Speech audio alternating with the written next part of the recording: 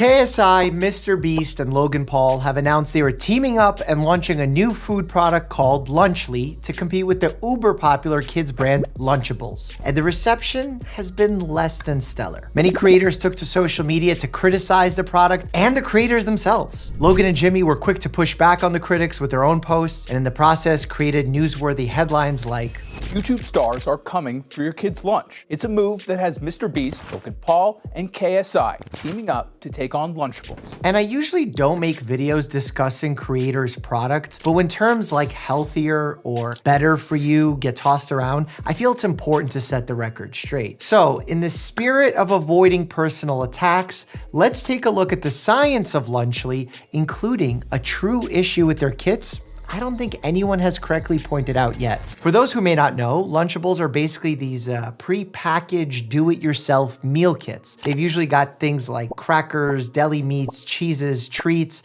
and come with a little drink. And since their inception, they've been super popular with kids. However, it's been known, especially by experts, that while these kits are fun and tasty, their nutritional value is just not good. They're often too high in sodium, saturated fat, and added sugars, and don't use healthy whole food ingredients. And because they fall into the category of ultra-processed foods, they aren't healthy to consume often, period. Studies actually show that those consuming high amounts of UPFs can have up to 50% higher risk of developing obesity, and some specific UPFs are linked to increases in cancer. I see it even in my clinic. So many of my pediatric patients are over-consuming UPFs, and it's becoming a growing problem across the country. Consumer Reports even dedicated a special feature highlighting the problems with Lunchables and why they shouldn't be consumed regularly due to health risks. My own take on Lunchables, I don't recommend parents pack them for their kids on a daily basis. A low quality food with poor nutritional value. But now what about Lunchly? Starting with the first claim, in the press release announcing the product,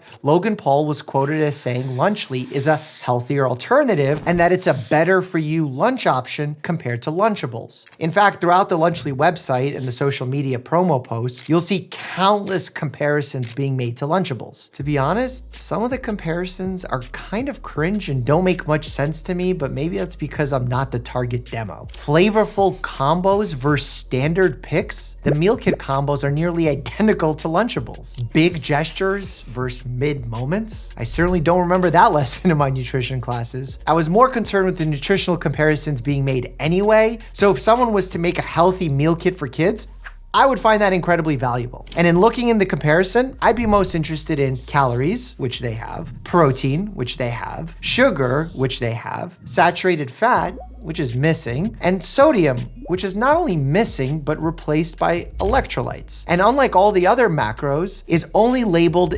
potassium and only in the prime bottle in the kit, comparing it to the Capri Sun in the Lunchables. This is a pretty weird marketing choice to label electrolytes in food products. It's such a strange choice that it even stunned fellow Dr. Brian Suterer, who tweeted, "Sodium getting rebranded as electrolytes will be taught in marketing textbooks one day." And sadly, it was a shame to see Logan attack instead of starting a meaningful dialogue with the doctor, given that 400 milligrams is not the amount of electrolytes in prime, at least in the image that Logan shared. 400 milligrams of potassium plus 5 milligrams of sodium equals 405 milligrams of electrolytes. It's not about nitpicking, it's just about being reasonable and honest to help further the conversation. Look, if I want to decide if a food is right for me, I like to be able to compare the entire electrolyte profile, which would have to include sodium. It's like having a PB&J sandwich label that says what's in the sandwich, protein, fats, calories, but then the sugar line only tells you what's in the peanut butter as opposed to the jelly in the entire sandwich. I wanted to go further and do the comparisons myself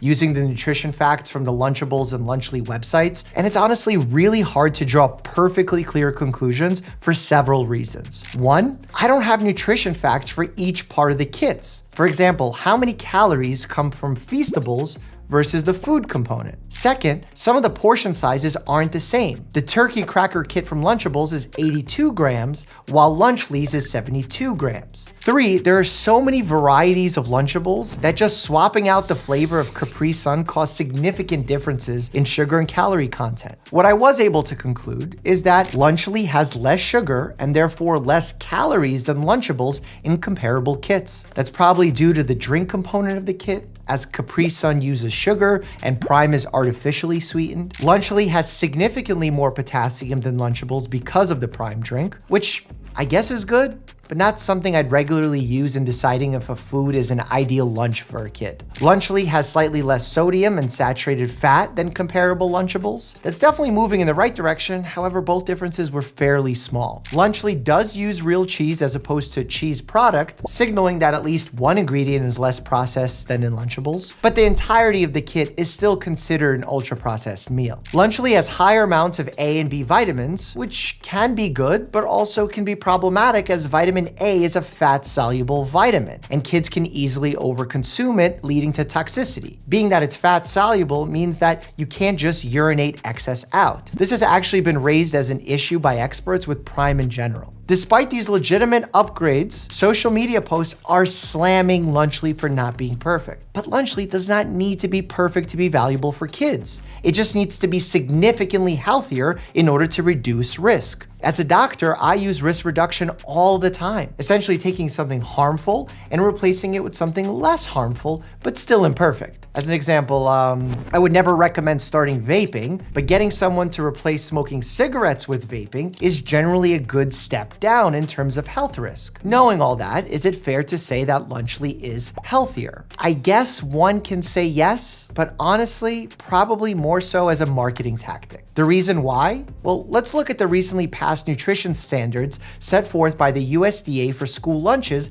and see how Lunchly compares. Going line by line here, less than 10% of calories should come from saturated fat. Lunchly turkey, 23% of calories come from saturated fat. Less than 10% of calories should come from added sugars. Lunchly turkey, 10.4 comes from added sugars. But this is where things get really interesting, and for some reason, no one has pointed this out. You see, USDA caloric guidelines say that a lunch meal for kids K through 8 should contain around 625 calories. Kids need energy to function, and calories give them that energy. Lunchly turkey contains only 230 calories, which would mean a kid would need to eat about 2.7 portions to consume enough calories. And if they did that, they'd get nearly 1,300 milligrams of sodium, which is also significantly over the USDA standards. So they'd be either under-eating calories or overeating sodium. Finally, the grain guidelines state that 80% of lunch meals must be whole grain, and Lunchly turkey does not list any whole grain ingredients. It's clear Lunchly, just like Lunchables, misses the mark too many times to be considered meaningfully healthier, at least in my opinion. That being said, I do think many criticisms pointed at Logan, KSI, and Jimmy are unfair. Attacking them for trying to create a successful influencer product isn't inherently problematic. I just think if a company was truly interested in creating a healthier lunch kit for kids, the USDA standards should be the minimum starting requirements. Otherwise, we're simply propagating the problem even further. One of my hopes is that in navigating the future feedback on this company, the guys hire a health professional to guide them in making messaging more accurate. I just saw someone ask about heavy metal contamination, and Logan responded with a video of an X-ray machine checking for foreign materials. That checks for stray objects accidentally getting into the meals, not heavy metal contaminations like we discussed earlier with Lunchables and lead. And saying a food has more electrolytes, therefore it must be better or healthier, is just not true. Foods with an incredibly high sodium content and electrolyte are not considered particularly healthy. In fact, many are considered unhealthy for that reason. I can't expect non-medical people to get this perfect, but if you're gonna stand by a children's food product being healthy, you need to hold your messaging to a higher standard. Eating a diet full of UPFs can lead to weight gain. Click here to see the harsh reality of life at 800 pounds, and as always, stay happy and healthy.